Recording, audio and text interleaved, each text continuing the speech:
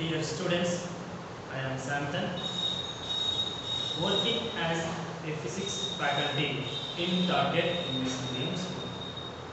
Today, in this part video, I would like to explain what are the important terms involved in the concept of sound.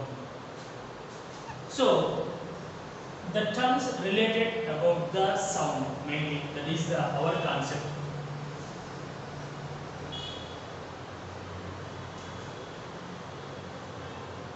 The important terms are the terms related to the sound.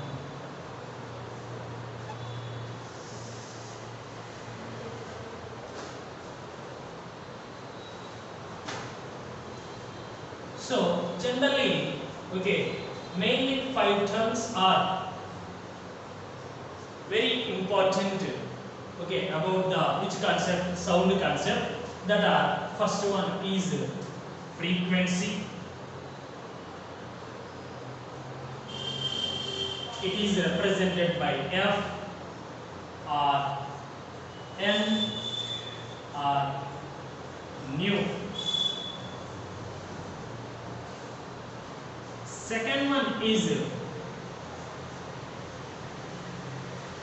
amplitude. A. Third one, time period, capital T. Fourth one, wavelength, lambda. And fifth one, speed or velocity of sound. It is the V. These are the important terms involved in the chapter of sound: frequency, amplitude, time period, wavelength, and velocity or speed of sound. Now we discussed one by one in this time. It is nothing but what is the frequency, what is the amplitude, what is the time period, what is the wavelength, and what is the velocity of sound.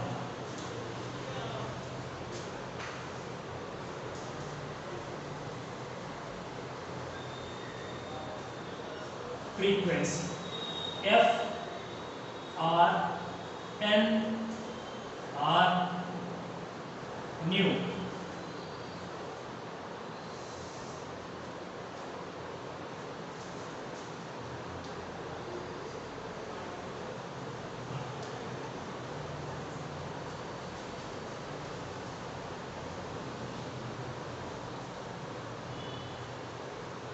The number of vibrations.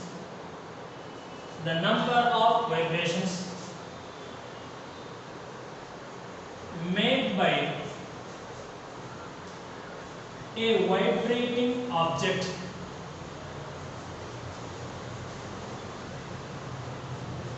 in 1 second is called frequency. Listen very carefully. The number of vibrations made by a vibrating object in 1 second, that is called frequency of that object. Is nothing but when you are observing any vibrated object, that object is vibrated how many times in only 1 second, that is called frequency. Frequency is denoted by the symbol of F or N or nu. Any one of the letter we are using with that one. So frequency is nothing but simply F is equals to, what is that one? Number of vibrations. Number of vibrations upon, what is that one? 1 second. This is the formula to find the frequency. So here we are writing one thing. For only one vibration or for one vibration, simply for one vibration,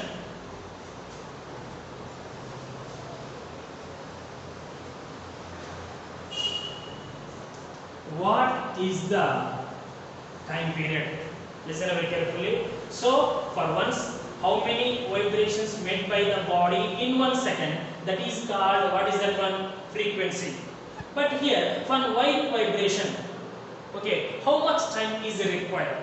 Understanding or not? So, for one vibration, what is the time required? Or how much time is required? Simply, for one vibration, so for reducing of that one, for one vibration, F is equals to, what is that one here? Only one vibration. One vibration upon T. Why one vibration upon T? Here T is the time period. Number of vibrations per 1 second means for, okay, so how many times the body is vibrated in 1 second, that is called the frequency of that particular body.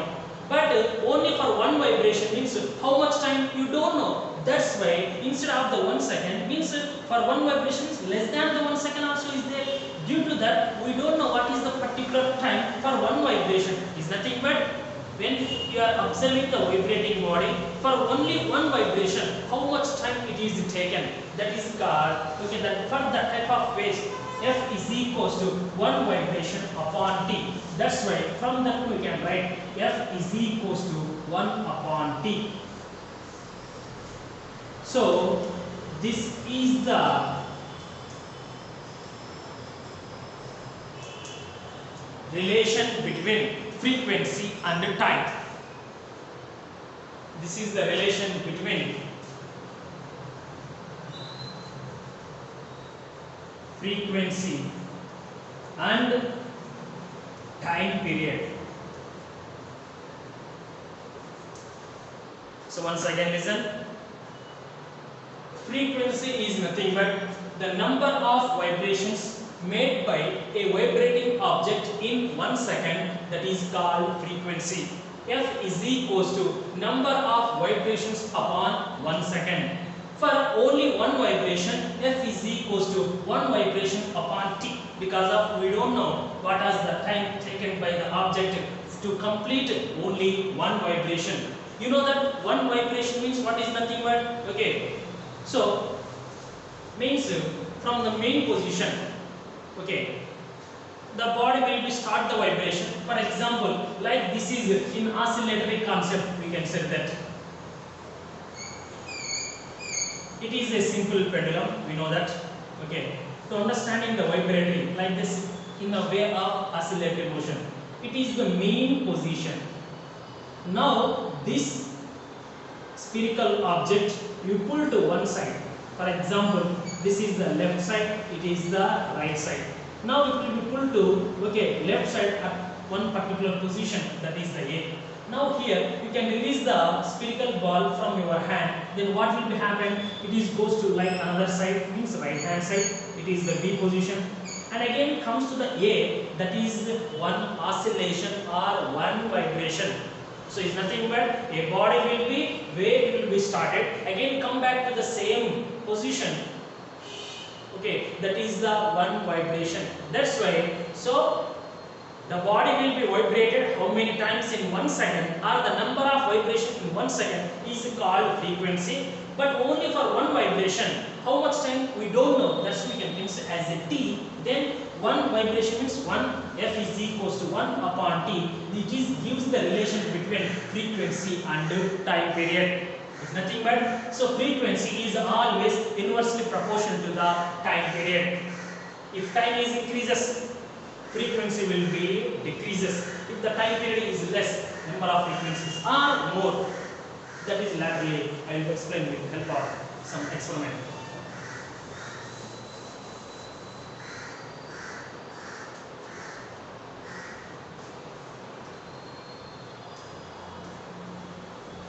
Units of frequency. What are the SI and CGS unit of frequency? system of international SI unit is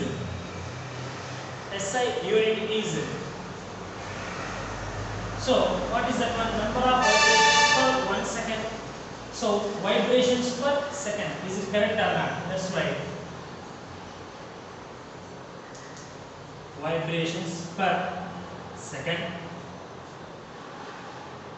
are okay. Not only unit, not SI unit, because of these the vibrations. So units of frequency.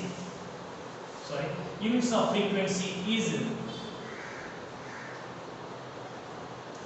vibrations per second, or it is also cycles per second, like this type of okay. So frequency equals number of vibrations by time. Vibrations upon time is nothing but second. That's why the SI or CGS unit of the time is only the second. That's why the unit of frequency you are not considered as SI or CGS. It is the vibrations per second and psi or cycles per second.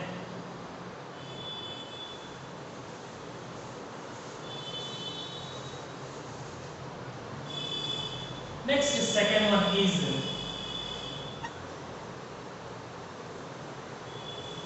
amplitude. It is represented by the symbol of capital A. What is the amplitude?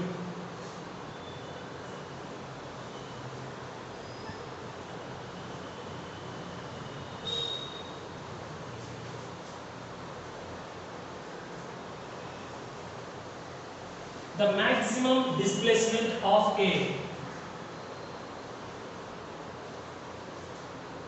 vibrating particle from its main position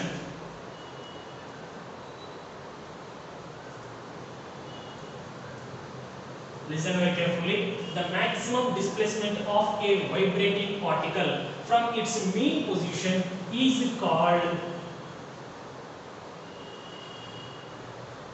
amplitude. So generally, okay, the amplitude concept we are clearly observing in the way of okay. So in the transverse wave nature. Means, for example, we know that it is the direction of the wave, sound wave. It is the starting point. For the starting point, we draw a perpendicular line like this one. We show you that 0.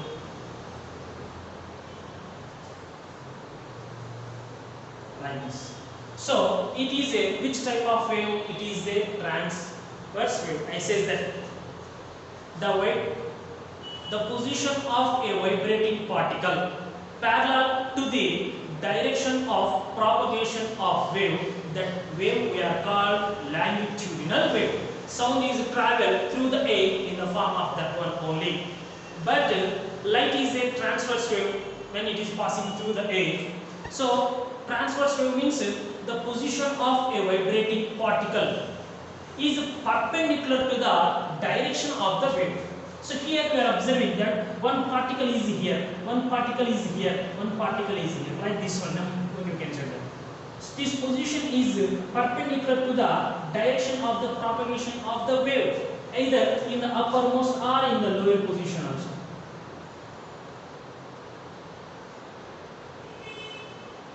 So like this one. Okay. So generally this higher peak position we are called compression, and the lower one is called okay. Sorry, it is the crest and it is the trough. It is the crest trough, like that one is there. So here we are observing that the wave is starting from this point. For this one, I will tell one thing. Okay. So first of all, we can take a 1 meter length of the rope. One end is fixed to a rigid support, another end will be held tightly. At that time, the rope is appear like a straight. Now at the free end, now we can start to wave. Then you are observing that the rope will be start the okay, it will be moved up and down like that one. So means for the initial part, for the initial position of the which one rope, it will be moved up and down. Is nothing but crest and toe. That's why the vibration of the particles in the rope is moved up again down, up and again down. That's why the position of the particles in the rope will be moved up, again come to the down, again up and down like this. That's why the vibration of the position of the particles in the rope for the direction of the wave, they are in, okay, perpendicular. Anyway, now here we can say that it is the wave formed through in a rope. Okay, it is a rope in transverse wave. Just we can say that. In that one, so in the rope, number of particles are there. You know that according to the chemistry, the data says that every means every substance in the nature is made up of tiny particles. Each particle is called atom. It has some mass. Anyway, now here, so this rope will be, we can say that 5 particles during its motion in the upper portion. It is the one particle, second, third, fourth, and fifth. Now we can draw a perpendicular line onto the which one direction of the propagation of the wave. 1, 2, 3, 4, 5. Here is also 1, 2, 3, 4, 5 like this one. In the crest portion, in the toe portion. Now here, among totally 5 particles are considered in the crest, means when the vibrating of the particle is moved. Because of why vibrating particle amplitude is nothing but the maximum displacement of a vibrating particle from its mean position. What is the mean position?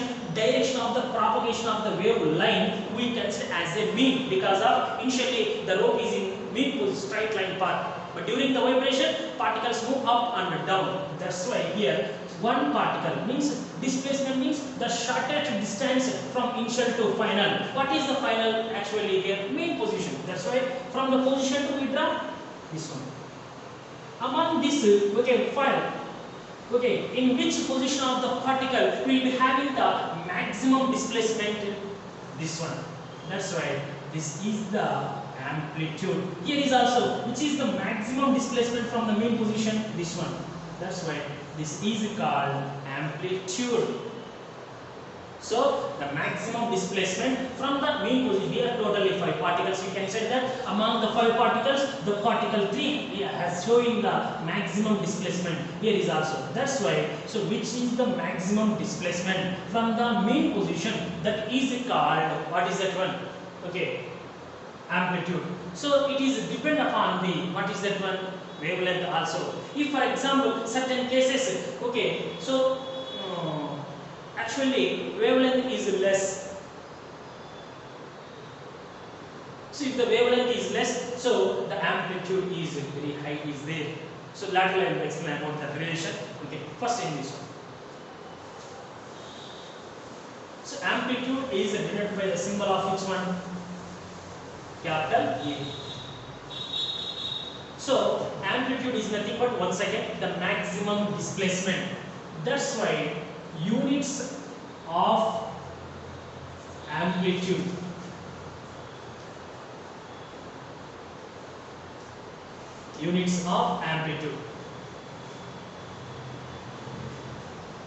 SI unit is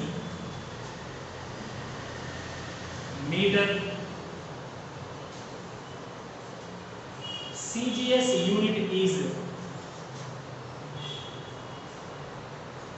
centimeter, cm. Because amplitude is nothing but the maximum displacement. What are the SI and CGS unit of the displacement? SI unit of displacement is meter. It is also amplitude is nothing but displacement. That's why SI unit is meter, CGS unit is centimeter.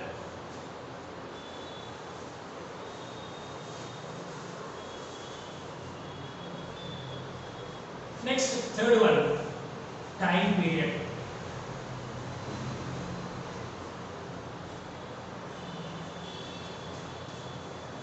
So actually for frequency, one more unit is there, that is the Hertz. Hertz is the name of the scientist. For honor of the Hertz scientist, So we means I says that the units of frequency is vibrations per second, cycles per second, or we simply we are write hertz. Okay, that is remember and write up. Time period T.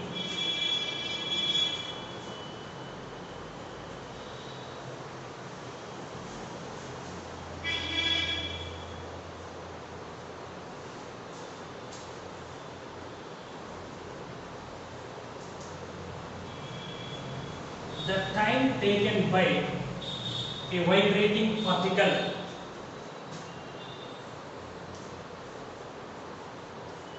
to complete one vibration. The time taken by a vibrating particle to complete one vibration is called time period. Listen very carefully. So already we know that the time taken by a body, okay, to complete one rotation about its center, that is called time period. Like the same way, the time taken by a vibrating particle to complete one vibration. I said in the oscillating motion concept, A position, it is the B position. So body initially started from A point, it is moving to B, again come to the point A. So that's why this is called 2, it is the probe. So means the body started from point A, initially moves towards the B, it is complete half of the oscillation or half of the vibration, and again it will become to the B to A is nothing but that is it complete one oscillation or one vibration.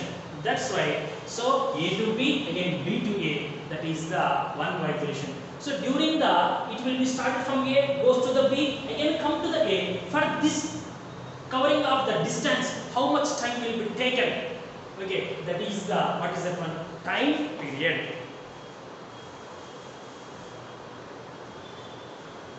So that's why the time taken by a vibrating particle to complete one vibration is called time period. What are the units of the time period? Second.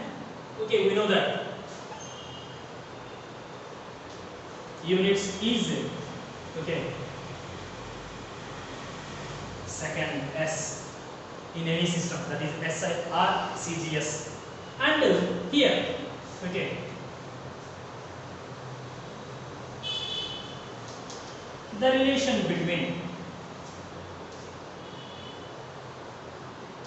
time period and frequency is T is equals to 1 upon F,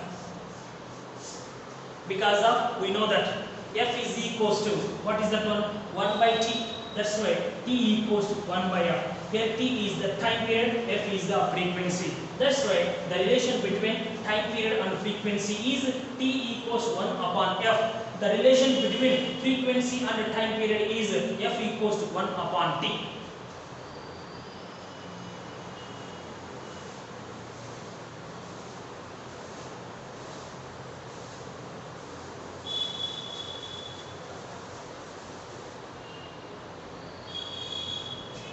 Next, fourth one is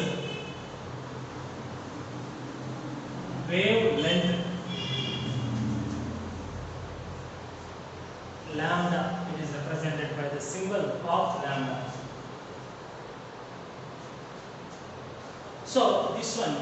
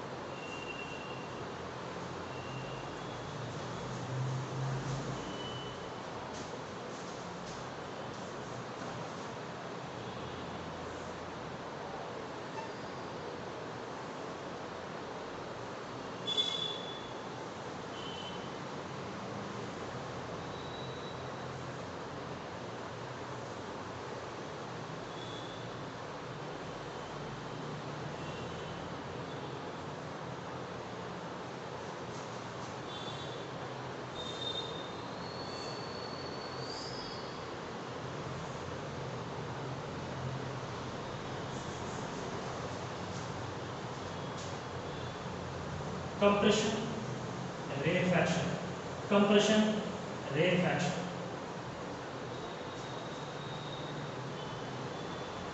The distance between two successive compressions, lambda, or the distance between two successive rarefaction is also lambda. Generally, to understand the wavelength concept, transverse wave is the very suitable when compared to the longitudinal, because it is somewhat confusion. But if you can understand here, automatically this one also you are understanding that it is the initial means okay, starting point of the wave. It is the direction of the wave. It is which type of wave? It is a transverse wave. It is a longitudinal wave. It is a longitudinal wave. It is a transverse wave. So a transverse wave will be travel in the medium from one place to another place in the form of crest and trough. But a longitudinal wave will be travel in a medium in the form of compressions and rarefactions from one place to another place. That is clearly. Now, how to define wavelength means simply here. It is the crest. It is the crest. The distance between two successive means crest after the coming next crest. Generally here, first crest will become next trough. Crest, trough. But here, okay, the distance between two successive crests. Two successive means crest after the coming next crest. That is the meaning of that. Next, like the same way, the distance between okay two successive trough and the coming next trough. Simply, the distance between two successive crests or the distance between two successive trough is called, what is that one? Wavelength. Or in case of longitudinal wave, the distance between two successive compressions or the distance between two successive rarefactions is also called wavelength. It is represented or denoted by the symbol of lambda.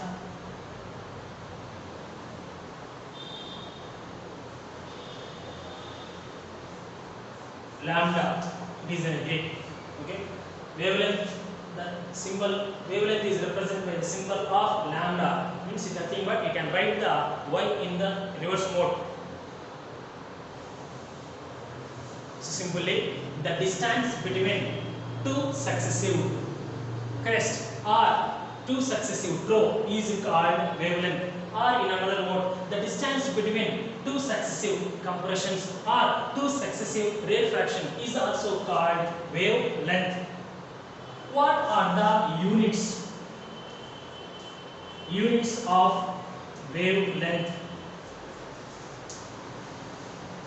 Here the distance between, distance means you know that. Okay. SI unit is meter.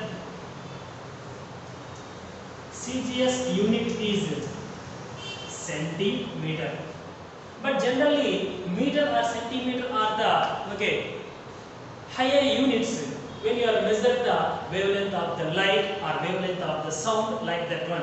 That's why. So the wavelength of wavelength of the any wave, that is either sound or light wave, we are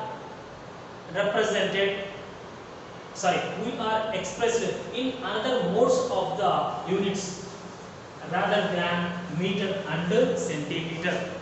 What are that one means? Okay. Other units of wavelength.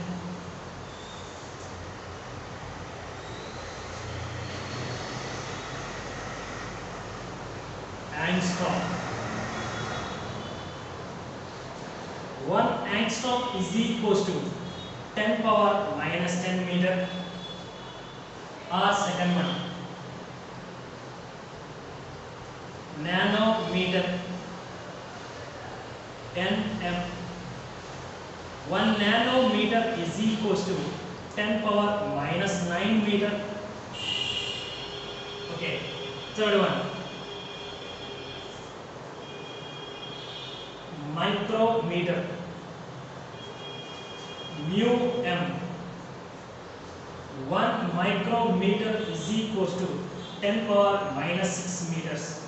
That's why. So actually the wavelength, the SI unit of wavelength is meter and CGS unit is centimeter. But generally, okay, meter or centimeter are the higher units, because of wavelength are very small in case of when the sound is travel from one place to another place in a medium, or in case of light energy also when it is travel from one place to another place, during that one their wavelength is very lesser than the meter and the centimeter.